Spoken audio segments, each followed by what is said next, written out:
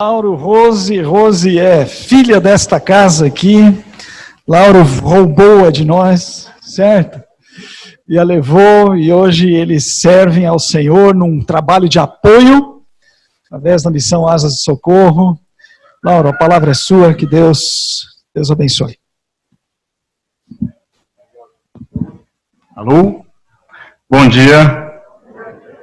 Privilégio muito grande estar de volta, depois de quase 2 anos, ou mais de 2 anos, na verdade. Para a gente é muito bom voltar para casa. Eu tenho visto a Rose falar várias vezes esses dias, nossa, eu te vi desse tamaninho, agora você já está maior que eu. Sinal de que a gente está ficando velho, né? Mas é muito bom voltar para casa. A gente teve ontem um tempo muito legal com os adolescentes, também conversando um pouquinho. E agora a gente está naquele período de prestar relatório para as igrejas que nos sustentam, para as pessoas, agradecer pelo investimento na nossa vida. E hoje não vai ser diferente. A gente vem, em primeiro lugar, agradecer a Deus e agradecer à igreja pelo apoio que vocês têm nos dado, já há mais de 10 anos, e contar um pouquinho do que Deus tem feito na nossa vida, através de nós e apesar de nós também. Antes que eu me esqueça, no final, vocês vão receber um jornalzinho desse da missão. Dentro da missão tem um projeto nosso, eu vou falar um pouquinho mais para frente dele, então não saia daqui sem levar esse jornalzinho e a nossa foto. Vocês vão ver que a nossa família aumentou, então tem mais um curumim aqui na foto, então leve seu imã de geladeira, coloque do lado de fora da geladeira para lembrar de orar por nós, tá bom? Lá de dentro não ajuda muito. Vamos ver se vai funcionar a projeção.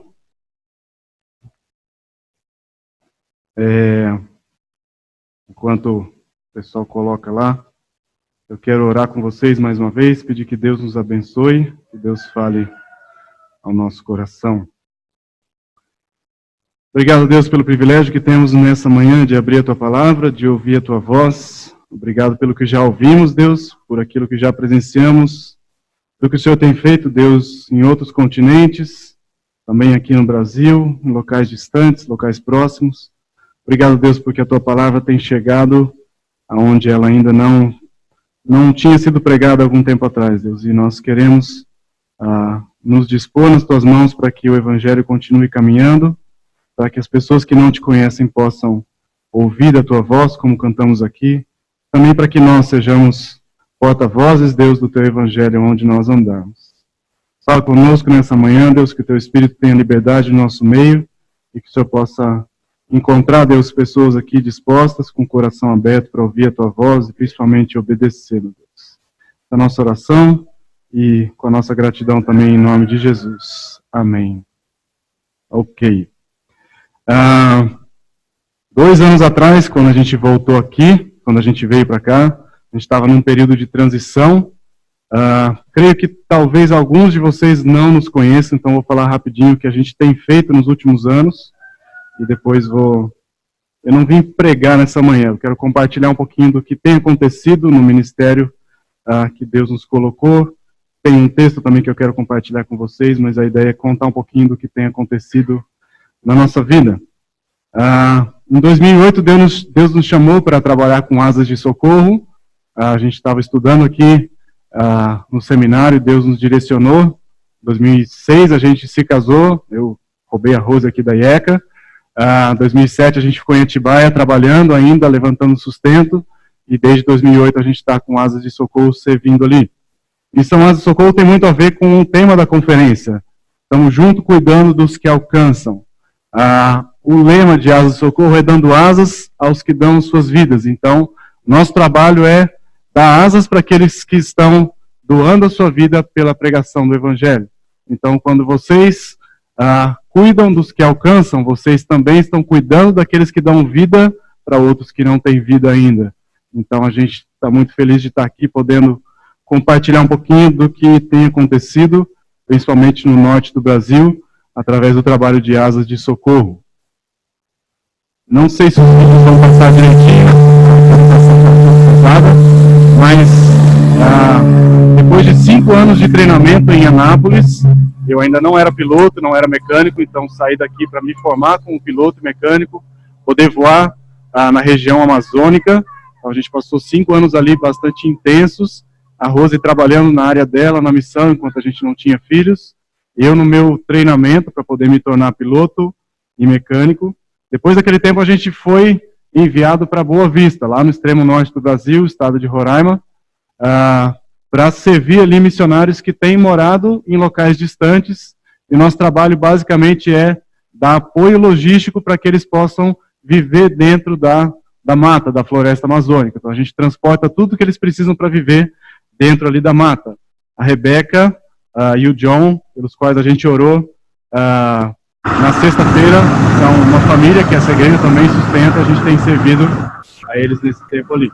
A gente passou 4 anos voando ali na região norte. Então, para vocês verem um pouquinho o que é voar ali, decolar, pousar no meio da floresta. Deus nos deu o privilégio de, por 4 anos, trabalhar ali, servindo os missionários da MEVA, Missão Novas Tribos, e algumas igrejas que têm voado com asas de socorro. Fiz as contas rapidinho esses dias, nesses 4 anos, eu creio que eu voei mais do que o suficiente para dar uma volta ao redor do nosso planeta Terra, mais de 40 mil quilômetros voados, servindo, não passeando, não curtindo, mas servindo aqueles que têm dado a sua vida pelo Evangelho. Então Deus tem nos abençoado nesse tempo. Eu tive a oportunidade de participar de algumas dedicações de Novo Testamento. Não sei se vocês sabem, mas traduzir a palavra de Deus para uma língua indígena às vezes leva mais de 50 anos. Então Deus me deu a alegria de estar na dedicação, a primeira vez que os índios estavam recebendo o Novo Testamento, os índios Bacairi, ali no Pará. Então eu tive o privilégio de levar muitos desses Novos Testamentos e participar do culto de dedicação do Novo Testamento. Também participei da entrega de vários Novos Testamentos para os índios Sanumás. Foi muito bom ver a alegria dos índios de ter a palavra de Deus na língua deles. Se você pegar uma Bíblia em japonês, em espanhol, numa língua que não é a sua língua materna, com certeza ela não vai falar tão bem ao seu coração quanto uma Bíblia em português. E é isso que os índios têm desfrutado recentemente, poder ler a palavra de Deus na língua deles e ouvir a voz de Deus na própria língua deles. Também nesse tempo lá, em Boa Vista, tive o privilégio de participar de vários batismos. Muito legal ver depois de 20, 30 anos de ministério dos pioneiros, recentemente os índios têm começado a se converter. Vários missionários passaram pelos campos e não viram os frutos do trabalho deles. Mas na última década, os missionários têm visto muitas conversões. Eu participei de vários batismos, assisti ali. Participei também da Ceia do Senhor. Muito legal, uma ceia bem contextualizada com o beiju, com o chibé. Foi muito interessante. Participei também de uma conferência para líderes indígenas, pastores e líderes indígenas do Complay, ali entre os Sanumás, mais de 200 índios convertidos que vieram de várias aldeias para compartilhar um pouquinho do que eles têm feito e talvez pegar ideias do que tem dado certo numa aldeia e tentar levar para outra, participando da Ceia do Senhor com eles ali. E recentemente eu tive o privilégio de participar de uma aliança, da formação de uma aliança de missões que trabalham no Brasil com aviação missionária. Hoje já somos 11 missões no Brasil. A Asa de Socorro é a maior, é a mais antiga, a gente já está há 64 anos no Brasil, mas é muito bom ver que esse trabalho tem se expandido, isso não é privilégio só nosso.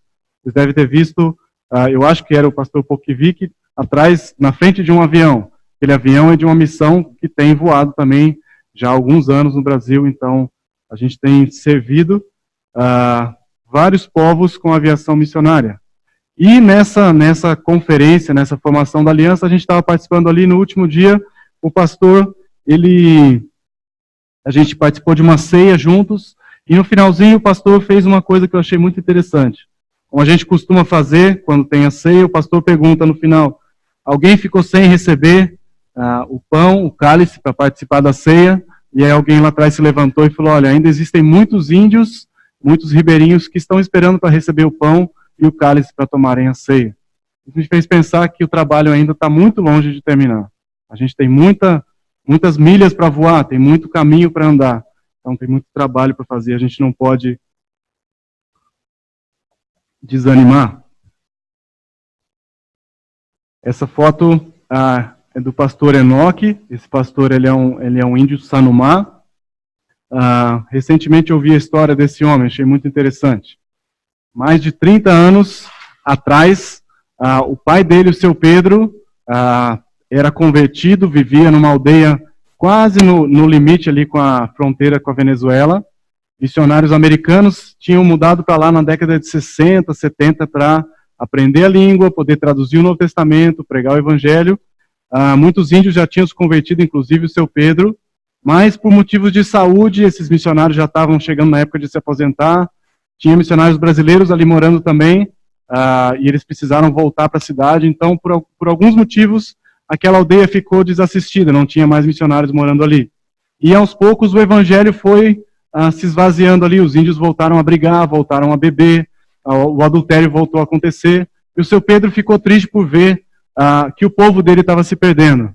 E ele falou, eu vou embora daqui, eu não aguento ver o meu povo se desviando da palavra de Deus. Ele pegou a mochilinha dele, a trouxa dele, juntou a família e saíram por uma viagem de 2 dias no meio da floresta. E se estabeleceram num outro local ali, 2 dias andando pela floresta significa 15 minutos de voo. Então, hoje, né, naquela época o avião não pousava, mas ele se estabeleceu em outro local, começou ali a abrir uma roça e ele falou, eu quero ter missionários aqui. Eu preciso ter missionários morando aqui para ensinar a palavra de Deus. E ele sozinho com a sua família começou a abrir uma pista de pouso. Depois de mais de 4, 5 anos de trabalho, derrubando árvores, abrindo espaço ali para o avião pousar, olha o resultado. Essa aqui é a aldeia de Olomai, o rio Auaris, que vem daquela região onde ele estava, aqui para o norte. Isso aqui já são as montanhas, Monte Roraima está em algum lugar por aqui. A aldeia de onde ele veio está nessa direção também, a Venezuela está aqui atrás dessas montanhas. Olha a pista de pouso aqui, mais ou menos 430 metros de pista. Tem rio desse lado, tem rio do outro, então não tem como errar. Não, na verdade, não pode errar. Tem várias formas de errar, mas o piloto não pode errar, senão ou ele vai pousar antes de começar a pista ou vai cair no rio do outro lado. E é só com avião para chegar nesse local aqui. O avião de asas leva 2 horas de Boa Vista voando até a aldeia de Olomai, onde os índios Sanumás estão lá. Hoje, o Enoque, que é aquele que eu mostrei ali atrás, é o pastor, ele é filho do seu Pedro. Ele é o pastor da igreja ali. A igreja tem mais de 200 convertidos. A aldeia tem mais de 600 índios morando ali. 2 famílias servindo a Deus. Tudo isso porque um homem resolveu que ele queria ter missionários ali. Então a gente pode fazer muito mais do que a gente imagina.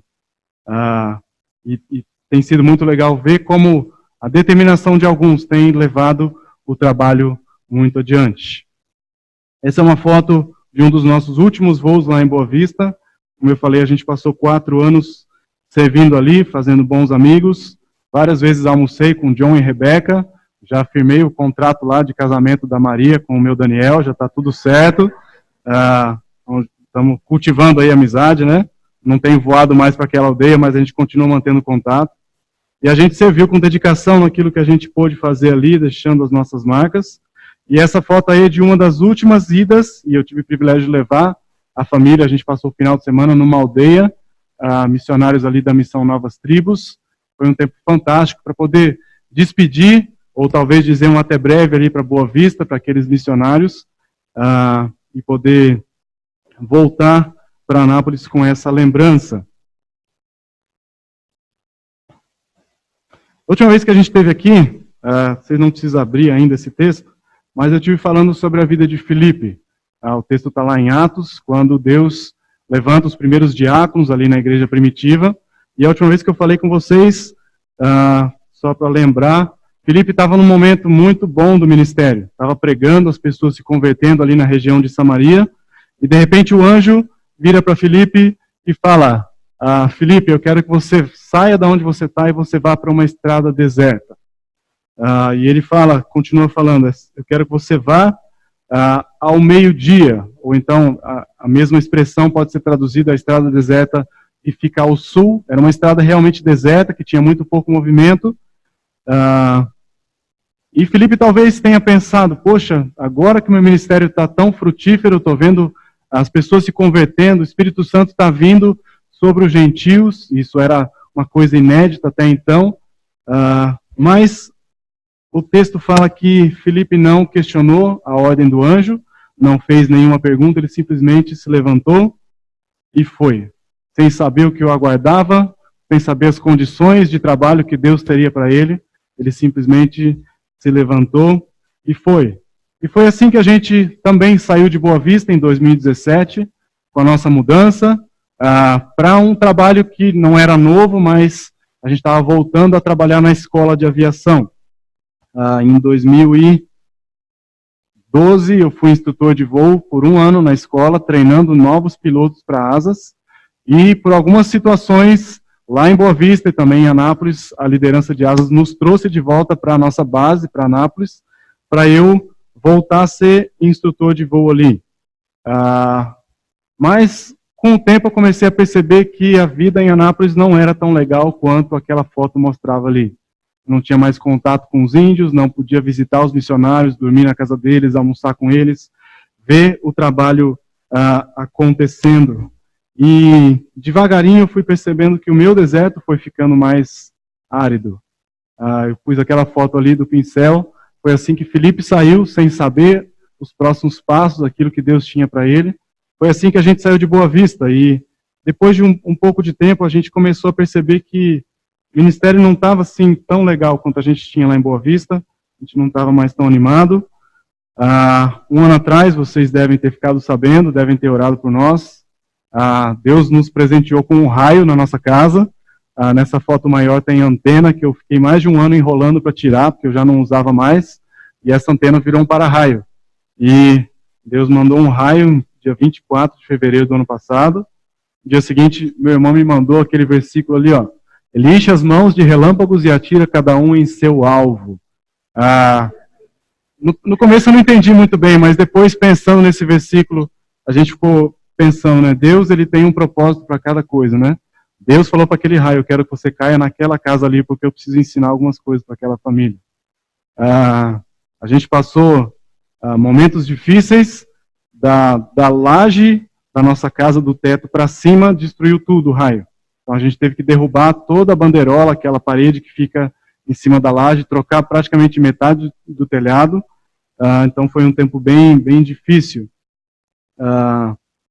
Depois de algum tempo, a gente começou uma luta bem grande com a Caixa Econômica, a nossa casa é financiada, então a gente tinha direito a um seguro. Então, depois de várias visitas, eu consigo olhar e lembrar da cara daquela gerente que me atendeu umas dezenas de vezes, sempre dizendo que não podia ajudar, que era tudo que ela podia fazer.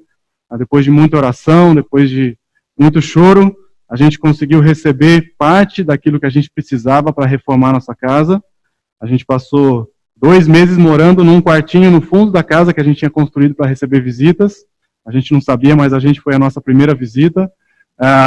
Imagina 4 pessoas, um casal, mais 2 crianças pequenas, vivendo num quarto, 18 metros quadrados por 2 meses, esperando uma vistoria da Caixa para poder começar o seguro. Então foi um tempo bem difícil, as crianças passaram bastante problemas de saúde naquela época, a Rose passou pelo seu 3º aborto, então foi um tempo de muitas lutas, muitas provações, mas a gente em tudo aquilo viu a mão de Deus cuidando de nós.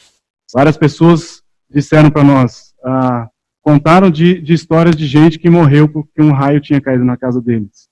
Aqui tem uma foto do buraco que abriu na laje na sala da nossa casa, um buraco desse tamanho mais ou menos. 20 minutos antes do raio cair, a gente estava bem embaixo dali. A gente estava com as crianças, dando comida para eles, conversando. O sofá que estava bem ali ficou todo queimado. Então a gente viu a mão de Deus nos protegendo, nos livrando da morte, né? E a gente viu Deus cuidando de todos os detalhes, suprindo os recursos para a gente poder reformar a casa. E para vocês verem o telhado, as telhas de cimento, que são telhas bem pesadas, levantaram quase todas. Mas Deus foi muito bom com a gente. Enquanto a gente estava esperando a perícia acontecer, a gente morou no quartinho que tinha lá no fundo. E quando começou a reforma, a gente foi morar na casa de missionários que estavam em divulgação, como a gente está agora. Eles deixaram a casa livre, a gente pôde morar lá sem pagar aluguel, enquanto a nossa casa estava sendo reformada. Então, depois de 2 meses e meio de reforma, a gente pôde voltar para casa, e graças a Deus, porque muita gente nos ajudou para a gente poder pagar a reforma da casa. A gente gastou mais de 30 mil reais naquela época para fazer a reforma. Voltamos para casa, vida voltando ao normal devagarinho. Pouco tempo depois, Deus me deu o privilégio de voltar para os Estados Unidos para trazer mais um avião de lá, voando por cima do oceano, pousando em várias ilhas do Caribe. Trabalho difícil que alguém tem que fazer, né? Costumo dizer que algumas coisas só acontecem com milionários e missionários. Vocês sabem que eu não estou na primeira categoria, né? Mas já tive 2 vezes no Caribe por conta dessas viagens, então foi muito bom. Era para ser uma viagem de 12 dias, durou 28. Então, Deus deu graça para Rose com as 2 crianças lá.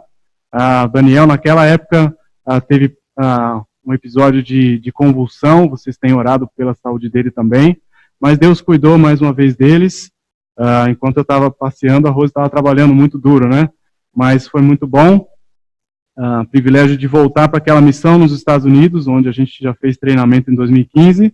Preparando o avião. Esse é um avião anfíbio que pousa na água ou na terra, no asfalto. Então, a gente voou mais de 7.000 quilômetros para trazer esse avião. E essa foto aqui, para mim, ela resume a nossa viagem. Isso aqui é um instrumento do avião que mostra, é um tipo de um radar bem simples, ele mostra a atividade elétrica das nuvens que estão ao nosso redor. Então, cada raiozinho aqui é sinal de que tem relâmpago caindo. Se tem relâmpago caindo, são os CBs, aquelas nuvens escuras que trazem ventanias muito fortes, relâmpagos, granizo. Se você entrar no meio de um desse grande aí, você pode sair do outro lado, se sair sem as 2 asas. Então é sempre bom saber onde estão essas nuvens. Mas eu achei muito interessante, a gente viu várias vezes essa cena. O aviãozinho voando, Deus abrindo o caminho na frente, então a gente voando sempre em tempo relativamente bom, nunca com perigo, mas olha atrás como é que estava. Sempre a gente ia atrás de nós, parece que o corredor ia se fechando e a chuva caindo. Então a gente viu nisso a mão de Deus nos protegendo, nos livrando de qualquer mal. A gente teve bastante problema nessa viagem, problema técnico, problema burocrático, mas Deus nos trouxe aí em segurança. No finalzinho do ano passado, depois de muita luta com a ANAC para desembaraçar o avião, fazer a importação, esse avião foi dedicado e está servindo a Deus lá em Porto Velho, Rondônia. Então esse foi o culto de dedicação. Depois de bastante trabalho, a gente pôde enviar o avião, e graças a Deus esse avião tem voado muito para levar o evangelho em locais mais distantes. Enquanto eu estava nos Estados Unidos, a Rose fez um desafio para a Débora, nossa filha mais velha. Débora gosta demais de ler. E a Rose falou, filha, por que você não começa a ler a Bíblia? Isso era maio. Ela falou, se você terminar o Antigo Testamento até o Natal, você vai ganhar uma medalha. Você falar que vai ganhar uma medalha, a Débora move céus e terra para ganhar aquela medalha. Ela é super competitiva. E a Débora começou a ler e foi lendo. Essa foto eu tirei, acho que era umas 6:30 da manhã. Eu acordei para me preparar para o trabalho, eu já estava sentadinha, trocada no sofá da sala, lendo a Bíblia. Em menos de 4 meses, ela já tinha terminado de ler o Antigo Testamento. E aí a Rose falou, olha, não chegou o Natal ainda, por que você não tenta ler a Bíblia inteira? Só falta o Novo Testamento. Muito menor do que o Antigo, né? E antes do Natal chegar, a Débora já tinha terminado a Bíblia inteira, agora não só com a medalha, teve que ganhar um troféu, né? Eu falei para a Rose, o próximo prêmio tem que ser um carro, não sei, né? Então tem que tomar cuidado com os desafios aí. Mas muito legal ver que Deus tem colocado o amor pela palavra de Deus. A Débora já leu a 2ª vez a Bíblia inteira. Com certeza ela já leu 2 vezes a Bíblia mais rápido do que eu e a Rose lemos no nosso tempo de caminhada aí. Então tem sido um desafio para a gente poder educar os nossos filhos e inculcar neles o amor pela palavra de Deus. Um pouco de tempo depois de voltar dos Estados Unidos, eu fui para Porto Velho para passar 2 semanas ali para treinar, pousar e decolar da água. Eu sempre voei em avião terrestre, que pousa no asfalto, na grama, mas dessa vez eu estava indo treinar. Esse aqui são 2 colegas, um instrutor de voo e um colega que hoje está voando lá em Porto Velho. Foram dias de bastante calor, suando a camisa por causa do treinamento e por causa da umidade, quase 180% de umidade ali, calor terrível, sempre molhados, mas foi um tempo muito bom. Pude matar a saudade de voar um avião como aquele que eu voava em Boa Vista, agora sobre flutuadores. Só para vocês verem como é que é a emoção, vamos ver se o vídeo vai mostrar como é que é pousar. Se vocês quiserem passar um pouquinho mais para frente o vídeo, ele é um pouquinho comprido. Só para vocês verem a floresta para todo lado, a gente estava treinando, mas esse é um rio, a largura do rio ele é ela é 3 vezes a envergadura do avião. Então não dá para errar para um lado nem para o outro, senão a gente bate a asa na copa das árvores. Então aqui na esquerda estava o Andrés, meu instrutor, e eu estava voando na direita aqui para poder treinar. A gente já estava na fase final do treinamento, já tinha voado em rios bem maiores e agora estava apertando um pouquinho mais para poder pousar nesse rio aí. No Amazonas e em Rondônia existem milhares de quilômetros de rios onde a gente pode pousar o avião. Pouquíssimas pistas para pousar um avião terrestre, mas se você tem um avião hidro ou um avião anfíbio, você pode pousar na água, como a gente vai fazer em alguns segundos aí. Um pouquinho mais complicado pousar na água do que pousar na terra. Não pode errar muito a altura. A água é mole, mas se você errar, a água vai ser bem dura. E ela não perdoa um erro do piloto. A gente já estava na água. Foi um tempo muito gostoso. E eu voltei apaixonado pela aviação anfíbia. Doido para sair da escola e começar a voar lá na região norte de novo, podendo servir aos ribeirinhos. Foi um tempo muito gostoso. A missão tem hoje 3 aviões que pousam na água, 2 deles são anfíbios, um deles é hidro, um deles está em manutenção. Então a gente tem voado muito mais recentemente a partir da água. Então várias comunidades que estão na beira dos rios, lá na Amazônia, você pousa, encosta o avião no barranco e já está do lado da aldeia. Então é muito legal essa aviação e eu tenho tido um sonho aí de, quem sabe, passar alguns anos voando, pousando na água e decolando da água. Quem sabe Deus vai nos dar essa alegria aí. Só para vocês verem como é que é a decolagem do rio. Enquanto vocês veem esse avião decolando, ele está no Rio Madeira, que é um rio já muito maior, muito mais largo. Esse tempo em Porto Velho me fez pensar muito sobre o que eu estava vivendo em Anápolis. Eu passei dias fantásticos ali voando, no campo missionário mesmo. Mas eu sabia, depois de alguns dias, que eu estava voltando para a minha rotina de escola. Eu estava voltando para voar com os meus alunos, fazer aquele trabalho que todo dia se repete, vendo as mesmas pessoas. Então eu saí de Porto Velho feliz pelo que eu tinha podido aprender naquele treinamento, mas triste por saber que eu estava voltando para a minha vida sem graça lá em Anápolis. Aquela rotina, vendo os mesmos alunos todo dia, atrás de uma mesa muitas vezes, preenchendo papelada, e começando a me questionar, a perguntar: Deus, será que essa situação não vai mudar? Será que eu não vou poder sair da escola e voltar a voar lá no norte do Brasil? As pessoas ao meu redor não mudam, as coisas não melhoram. Será que o Senhor está mesmo agindo na nossa vida, na minha vida? E aí Deus me deu uma palavra lá em Jeremias 18. Eu quero convidar você a abrir a sua Bíblia. A gente vai falar de 4 versículos desse texto que Deus usou para mudar um pouquinho a minha perspectiva.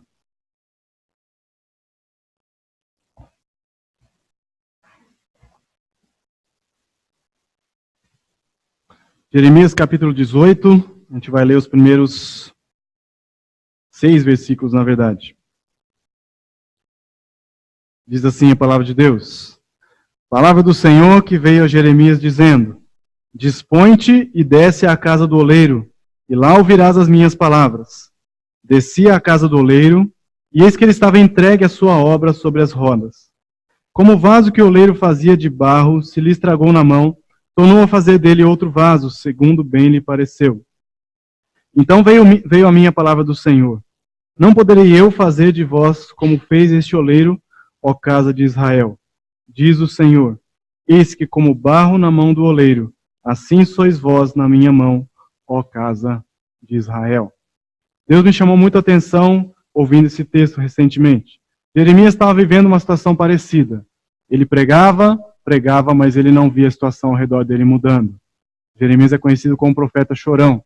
Muitas vezes chorava porque ele estava vendo o povo ouvindo a palavra de Deus, ouvindo a voz de Deus, mas o povo não queria saber de Deus. E ele, talvez desanimado por ver que a situação dele não mudava, e aquilo me chamou a atenção porque eu estava na mesma situação de Jeremias. Não situação de pregação, mas situação de parecer que as coisas não iam para frente. E me chamou a atenção algumas coisas nesse texto. A primeira delas, Deus fala ali para Jeremias: vai até a casa do oleiro. O oleiro era alguém que mexia com barro, isso era uma profissão muito comum naquela época. A casa do oleiro era um local muito conhecido para o povo de Israel. Um lugar simples, um lugar que todo mundo conhecia. Isso me fez pensar que muitas vezes eu tenho esperado Deus falar comigo em situações extraordinárias, em eventos maiores, quando Deus, na verdade, quer falar comigo em coisas pequenas, em coisas simples da vida. O oleiro faz peças para o uso cotidiano das pessoas. Isso acontecia muito naquela época. E esse texto me fez pensar, Deus muitas vezes quer falar comigo na minha rotina, nas coisas pequenas que acontecem comigo no meu dia a dia. Outra expressão que me chamou a atenção nesse texto, o versículo 3 diz, eis que ele estava entregue a sua obra sobre as rodas. Isso me fez pensar num oleiro que está sempre trabalhando no seu barro. Não é um oleiro que está lá sentado na poltrona vendo Netflix, que está dormindo, descansando, ele está sempre trabalhando no barro que ele tem nas mãos. É alguém que está entregue à sua obra. Então isso me fez lembrar que Deus, por mais que às vezes não pareça, ele está entregue à sua obra de trabalhar na minha e na sua vida. Às vezes a gente está dormindo, às vezes a gente não está percebendo o trabalho dele, mas nas coisas pequenas Deus está trabalhando e entregue para que a nossa vida seja mais útil nas mãos dele. Mas o texto fala que o vaso se estragou nas mãos dele. E por causa disso ele teve que amassar de novo aquele barro e começar tudo de novo. Isso me fez pensar que a nossa vida muitas vezes passa por momentos de demolição, momentos de desconstrução. No meio da construção que Deus está fazendo na nossa vida, da nossa história, muitas vezes ele precisa derrubar algumas paredes, precisa mandar um raio para destruir um telhado, ele precisa desconstruir alguma coisa para poder recomeçar alguma parte do projeto dele. Mas isso não quer dizer que a desconstrução está anulando a construção que ele tem feito há tantos anos. Não quer dizer que Deus está colocando um ponto final na minha vida e falando, olha, eu não quero mais você. Deus está falando que ele está voltando a trabalhar no barro, o barro que de alguma forma não estava mais sendo útil nas mãos dele, ou tinha algumas impurezas, precisou ser amassado de novo e o processo começar, não do zero, mas começar a partir de algum ponto. E Deus relembra o profeta, e o profeta relembra o povo. Deus dizendo, não sou eu o oleiro, eu não tenho direito de fazer com o meu barro o que eu quero. Você não é dono da sua vida. Você não é dono do seu barro. Eu sou o dono do barro. O barro que tem o seu nome é minha propriedade, Deus está dizendo aqui. E eu posso amassar, eu posso fazer o que eu quiser com esse barro. Muitas vezes a gente esquece disso e a gente quer dar ordens para Deus. A gente quer dizer, Deus, eu não quero estar aqui, eu quero estar lá. Eu quero, o Senhor não sabe o que é melhor para a minha vida. Então não está vendo que o ministério lá está bombando e eu estou aqui sentado atrás de uma cadeira, desanimado e vendo as coisas acontecerem. Mas Deus usou esse versículo para me lembrar, eu sou o oleiro, você é só o barro. E eu posso fazer com você o que eu quiser. Se eu precisar amassar completamente, começar a fazer um vaso novo, eu sou o oleiro. Eu sou o dono da sua vida. E a gente não pode se esquecer que depois da roda do oleiro ainda vem o forno. E muitas vezes, como peças de barro, a gente está dentro do forno e a gente está gritando lá dentro do forno, dizendo, Deus, o senhor não está vendo que está quente aqui? O timer parou de funcionar, o senhor está vendo televisão, não está vendo que eu estou queimando aqui? E aí, de repente, vem o oleiro, aparece na janelinha do forno ali, olha lá, e com o olhar dele, ele mostra para a gente, falta um pouquinho de tempo ainda. Eu estou aqui, eu não perdi o controle da situação. Eu sei a temperatura exata que você precisa para ficar no ponto para o qual eu preciso de você servindo. Eu sei quanto tempo e qual a temperatura eu preciso e esse vaso, para que ele possa servir para a utilidade que eu tenho para ele. Então, Deus falou muito comigo usando esse texto de Jeremias. E aquilo se encaixou muito com a situação que eu estava vivendo. Eu pude pensar que, enquanto o barro ele é maleável nas mãos do oleiro, é mais fácil para o oleiro fazer a peça que ele quer. Mas se o barro já não está tão maleável, ele está orgulhoso, ele está autossuficiente, ele está talvez já cínico com a vida, o oleiro vai quebrar aquele barro do mesmo jeito, mas vai doer mais. Então, se eu estou disposto nas mãos de Deus, se eu estou humilde, lembrando que não sou eu que faço trabalho, mas é Deus através de mim, vai ser muito mais fácil para Deus moldar esse barro. e vai ser mais fácil passar pelo forno quando eu lembro que Deus tem o controle de todas as coisas. Deus não perdeu o controle de todas as coisas. Voltando um pouquinho para a nossa realidade, no ano de 2017, quando a gente voltou para a escola, foi um período de crise no Brasil, então eu tive muito poucos alunos. Dos 5 alunos que eu tinha para começar a voar, que iam se tornar pilotos missionários em asas, só um deles ficou na missão, os outros saíram por motivos diversos. Mas Deus me deu a alegria de voar com outros colegas que têm, às vezes, a carteira de piloto está vencendo, então tem que voar com eles para poder rechecar a carteira deles. Comecei a dar instrução para o Daniel, para a Débora, investindo no futuro aí, mas Deus me deu a alegria de começar a voar com eles. E nesse ano de 2019, Deus me deu outros alunos, a gente dá instrução para alunos que querem ser missionários de asas de socorro, mas a gente também recebe alunos que são de fora, eles vêm fazer a formação deles para voar aviação comercial, particular, e eu tenho, hoje eu tenho 5 alunos externos, que a gente chama, 3 deles não são crentes, então eu tenho enxergado neles o meu campo missionário hoje. Eu tenho percebido que esse é o local onde Deus me quer, pelo menos por enquanto. E Deus já me deu o privilégio de falar de Jesus para alguns deles, tem sido muito bom enxergar o ministério com essa perspectiva nova, de que eu estou lá porque Deus me quer ali. Talvez Deus me queira lá no norte daqui a um tempo, mas por enquanto Ele quer a gente em Anápolis. Então Deus tem nos dado a alegria de volta de voar, tenho voado bastante. Esse vídeo aí é só para mostrar para vocês um pouquinho da minha rotina. Nesse voo aqui a gente está só voando em cima da pista lá de Anápolis, então decola, pousa, pousa, decola, dá uma volta, pousa, decola, faz isso centenas de vezes com o aluno até ele estar pronto para voar sozinho. Então, é nesse dia a dia, às vezes rotineiro e enfadonho, que Deus tem nos dado a alegria de servir mais recentemente.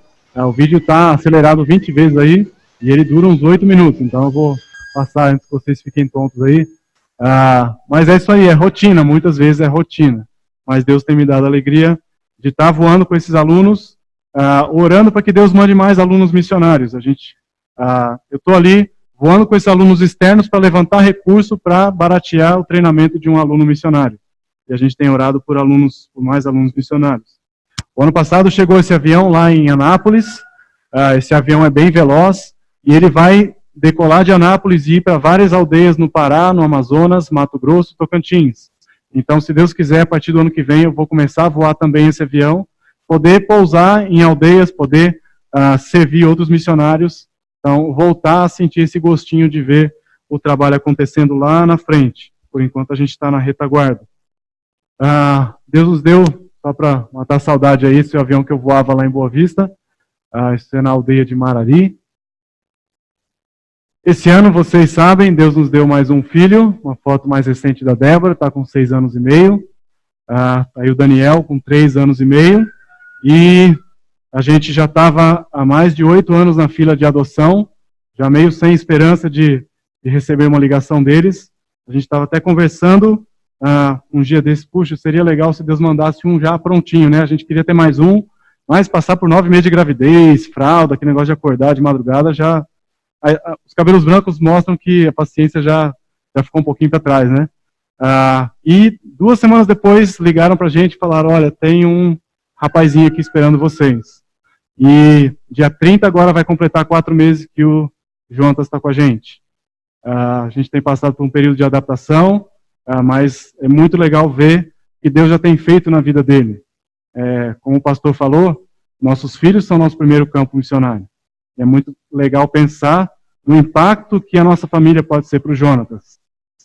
Então, a gente já tem visto o Evangelho transformar a vida dele. Hoje ele está com 1 ano e quase 9 meses. Impressionante ver a mudança de quando ele chegou em casa para hoje, né? Vocês ouviram no começo do culto aquele choro, né? Ele tem 2 pulmões bem fortes, chora bastante ainda. Ele chorava umas 200 vezes mais quando ele chegou em casa, então já melhorou muito. Mas a gente tem tido a alegria de estar com a nossa aljava mais cheia. Eu falo para a Rose que a nossa aljava já está cheia. Ela quer mais 2. Falei para ela que talvez ela tenha que adotar um outro marido, porque isso aqui já...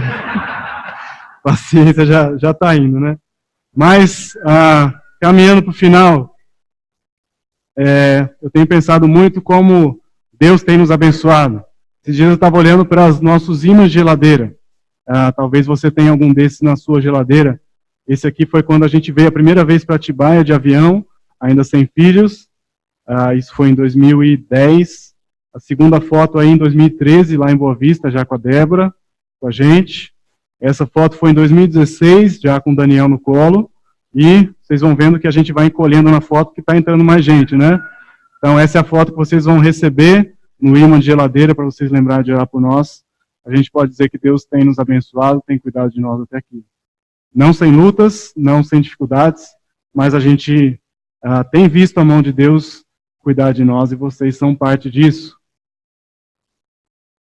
Em 2015 a gente passou um tempo treinando nos Estados Unidos, um treinamento de 2 semanas, e aquilo me despertou um desejo muito grande de voltar a me capacitar mais. Depois de algum tempo voando em asas, sendo instrutor, eu tenho percebido que eu preciso melhorar, eu preciso me capacitar mais para poder treinar melhor os nossos futuros pilotos. Conversando com a nossa liderança, quando a gente saiu de Boa Vista, a gente disse para eles que em 2020 a gente precisava de um tempo sabático. Precisava descansar um pouco, renovar nossas baterias espirituais, físicas, emocionais.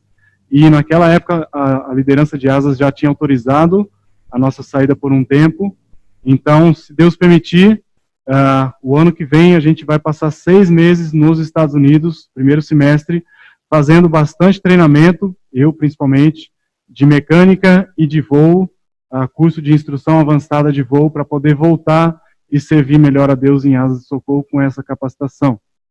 E foi interessante que esse sonho já vem de alguns anos, mas desde o ano passado para cá a missão tem crescido num sonho de transformar nossa escola, que forma pilotos e mecânicos, num centro internacional de treinamento missionário.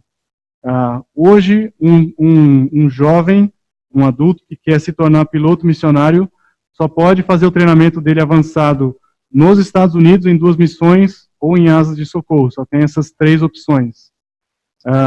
Só que para alguém que não é americano, sai muito caro ir para os Estados Unidos fazer o treinamento lá, passar 2 anos treinando ali. E é muito difícil conseguir visto. Imagina alguém da Venezuela, alguém da Argentina, de um país africano, ir para os Estados Unidos, conseguir visto, levar a família para treinar, para ser piloto missionário. Então o sonho de Asas de Socorro recentemente tem sido transformar nossa escola num centro que vai receber gente de outros lugares do mundo, que não sejam os Estados Unidos, para treinar ali e enviar para vários lugares do mundo. Então, voltando aos Estados Unidos, eu vou poder dar instrução tanto em português quanto em inglês e formar outros pilotos para mandar para campos ao redor do mundo. Isso me fez pensar no finalzinho da história de Filipe, lá de Atos capítulo 8. Aquele eunuco que ouviu Filipe pregar o evangelho, Filipe saiu lá de Samaria, foi para o deserto, viu uma carruagem, começou a correr atrás daquele homem, pegou o evangelho, batizou aquele homem, e o texto diz que ele seguiu o seu caminho. A Bíblia não fala, mas a tradição nos conta que aquele homem voltou para a África, e ele foi o primeiro missionário a chegar com o evangelho lá na África. Eu tenho pensado que, do mesmo jeito que Filipe, obedecendo a Deus, foi um instrumento para que o evangelho chegasse mais longe.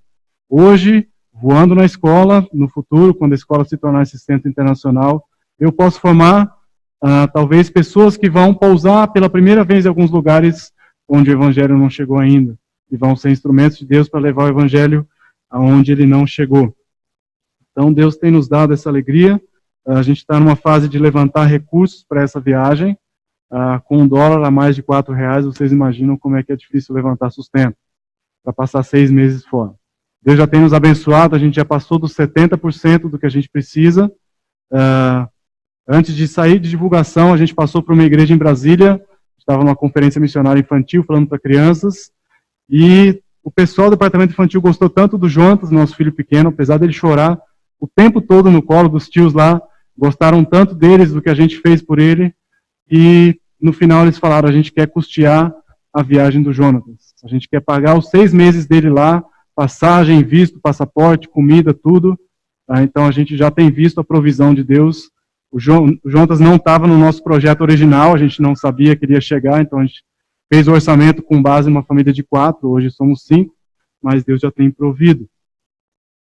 Lá embaixo a gente está com o stand, vocês vão receber esse projeto, vocês podem ler para nos ajudar em oração. ajudar a divulgar nosso projeto. Mas Deus tem nos dado a alegria de servir a Deus. Esse final de ano a gente completa 12 anos em Asas de Socorro. Tem sido muito bom ver a mão de Deus, tem sido muito bom ver o processo de Deus formar em nós vasos úteis na mão dele. Esse processo de 12 anos tem forno, tem o amassar de Deus, tem tirar impurezas, tem processos doloridos, mas é muito bom quando a gente olha para trás e vê aquilo que Deus já construiu na nossa história. E quando a gente vive focado nos nossos projetos, nas nossas ambições pessoais, muitas vezes a gente deixa de enxergar o quanto Deus quer nos usar, o quanto Deus quer que a nossa vida seja significativa, seja útil e seja bela também. O vaso ele não tem só utilidade, ele pode ser uma obra-prima. E é isso que Deus quer fazer na nossa vida. É isso que Deus quer fazer na sua vida, no processo que Ele tem na sua vida, no forno que Ele tem para você.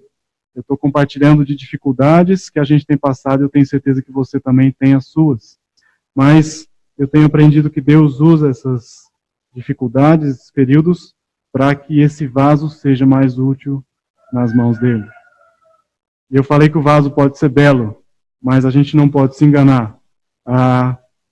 O vaso, Paulo fala em 2 Coríntios capítulo 4, versículo 7, que nós temos o tesouro dentro dos vasos de barro. Nós continuamos sendo barro. Por mais que o vaso seja bonito, aquilo que tem de precioso é o que está dentro do vaso. Não sou eu, não é o meu ministério, mas é aquilo que Deus está fazendo através da minha vida. É a mensagem que eu estou levando, que você está levando dentro do seu vaso, dentro da sua vida. Para mostrar que a excelência do poder vem de Deus, não vem de nós. Nós somos apenas instrumentos, como foi falado aqui pelo Valdir. O esporte é só um instrumento, o avião é só um instrumento, eu sou só um instrumento, você é só um instrumento. O que tem de valioso, o que está dentro de cada um de nós, é o Evangelho. E é para isso que Deus tem nos chamado. Então, desafio para você que está passando pelo forno. Desafio para você que talvez está olhando a sua vida e não vê muita perspectiva de mudança, de melhora. Lembra que Deus está controlando o forno. Lembra que Ele está entregue sobre a roda para fazer com que aquele barro seja útil e belo nas mãos dele. É só assim que a gente vai servir ao nosso propósito. Amém? Deus nos abençoe. Quero, de púlpito, agradecer mais uma vez a liderança da igreja, o conselho missionário, pessoas que têm orado por nós, têm investido na nossa vida. Vocês fazem parte disso. Vocês estão segurando, vocês são um dos elos daquela corrente ali. Nós estamos juntos. Então, nosso muito obrigado. A gente vai estar aqui até amanhã. A gente está até o final de outubro aqui na região de Atibaia, São Paulo, mas em cada final de semana numa igreja. Então, a gente vai estar passando por aqui, né? Obrigado, pastor. Faz assim, faz assim. Tamo junto. Amém.